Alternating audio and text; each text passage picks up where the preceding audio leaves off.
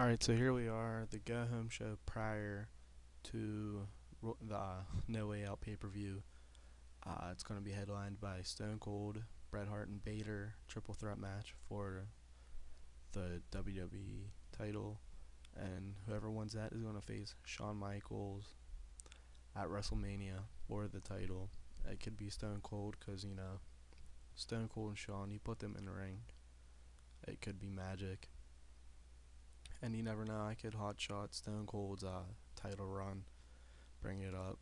Bret Hart was supposed to face Shawn at WrestleMania 13, but it fell through. And Vader defeated Shawn at SummerSlam, if you remember, for the title.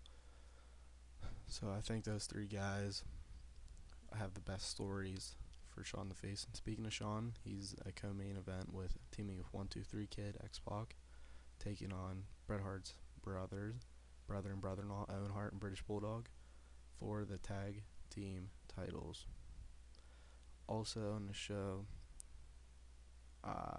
maybe The Rock vs. Triple H. It depends on who wins tonight. So like I said, Goldust, Jake the Snake Roberts, and The Undertaker one-on-one match. Yokozuna and Rikishi versus D'Lo Brown and Ahmed Johnson. This show starts off with Stone Cold in the ring talking about how great he is, blah blah blah. When Brian Pillman comes out and interrupts and challenges him to a match later that night, talking about their history together, which got to address it because the crowd will know. Going from there, we have Rikishi and Yokozuna defeating the Headbangers, Glenn Ruth, and Chaz Warrington. I'm gonna change them to Mosh and Thrasher. You just gotta remember who's who. This is done to make sure Rikishi and Yokozuna don't have bad chemistry together. Also, Ahmed Johnson was on commentary. Right after that, Mankind and Jake the Snake cut a promo on The Undertaker, which leads The Undertaker chasing off Mankind, only for Jake to hit Undertaker with a DDT. But, Jake hits a DDT, Undertaker lays there for 5 seconds, sits up, looks at Jake, and Jake runs off. I think that's important because, it shows Undertaker, it's really his character at the time, just badass. Here, The Rock picks up a victory over Triple H with a roll-up, protecting Triple H. And it's going to be a clash at the pay-per-view. Triple H versus The Rock, IC title, number one contendership on the line. I dropped the ball against Shamrock this month. It happens. I'm kind of low on the credible heels, unless I had like Bradshaw or Farouk go after for Intercontinental title, but then it kind of doesn't make sense as a tag team dynamic. And plus with New Age Outlaws, it just established them as a team, so they can't be going after single titles yet. Right after that, Goldust calls out his enemy Psycho Sid, who doesn't come. Actually, ignore this. What would happen is Psycho Sid's music would hit, Goldust would come out dressed as Psycho Sid with the paint on still. He would just have a wig of Psycho Sid's crazy hair. Curly hair, not crazy hair. I just read crazy one, that's why I said crazy. Mocking him, going in the ring, and mock him some more. Psycho Sid wasn't at that Raw, and then Goldust just has fun at Psycho Sid's expense. I think it fits his character really well to be playful and not give a shit. Right after that, Owen Hart and British Bulldog cut a promo saying what they're going to do to Shawn Michaels 123 Kid at No Way Out, which leads to the main event. Stone Cold Steve Austin versus Brian Pillman ends when Stone Cold defeats Brian Pillman with the stunner 1-2-3. And also during the match, Vader and Bret Hart were on commentary.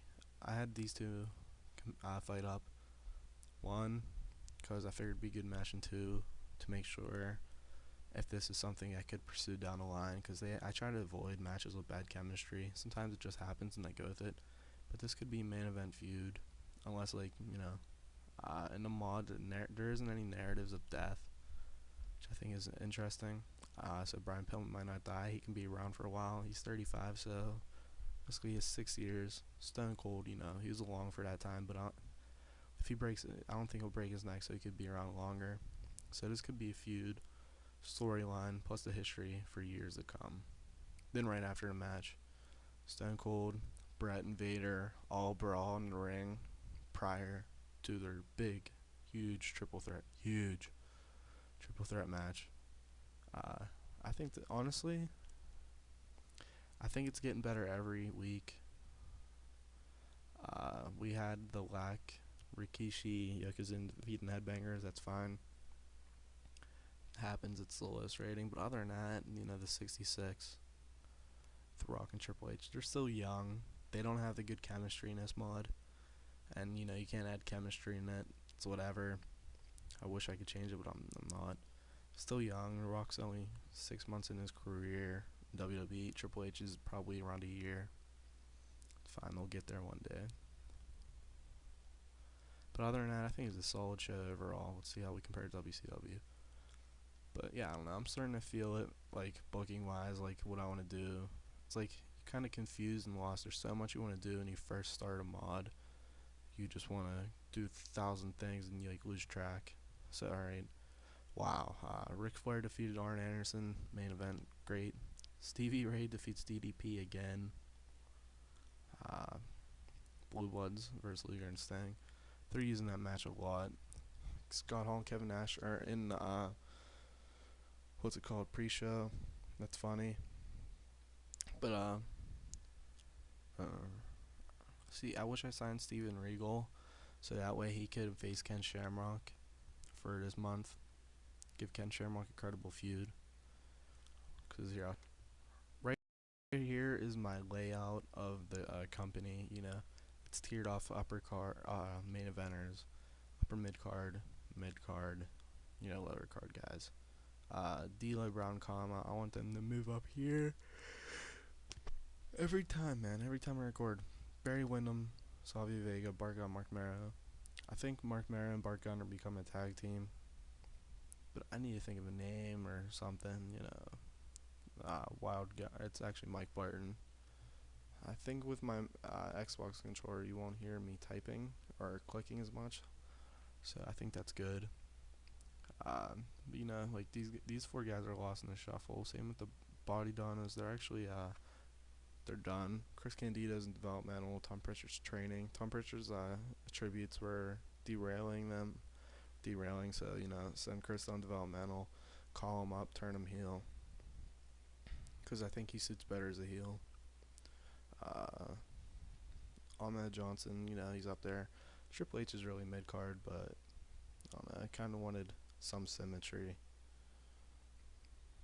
Yeah. So if you see like the upper, besides these three, there's room. Brian Pillman, if I'm open. I know what I want to do for the title, Tell Survivor Series. Probably till next year's WrestleMania. I actually know what I want to do for the title. There's always room to move though. Like say if like Ahmed Johnson just hits a streak, has great chemistry versus HBK, Brett, Vader, Stone Cold, whoever is champion, and he just puts on a great match. I'll have him be in a match instead of like Mankind, Taker, Bulldog, Psycho Sid. You know what I mean? Or same with Triple H, Goldust, Brian Pillman, 1, 2, 3 Kid, X-Pac. He honestly had on the roster that's not these guys up here. I would say besides The Rock and Triple H, Stone Cold, like besides like Rock, Triple H, and Austin, I'd say 1, 2, 3 Kid, X-Pac has the most potential. X-Pac has the most potential as a babyface out of this group, but as an overall performer, But his in-ring, he has potential to be the best. So if he just gets on fire, his potential follows through. I mean, Mark Mero can hit a hot streak even though he's older.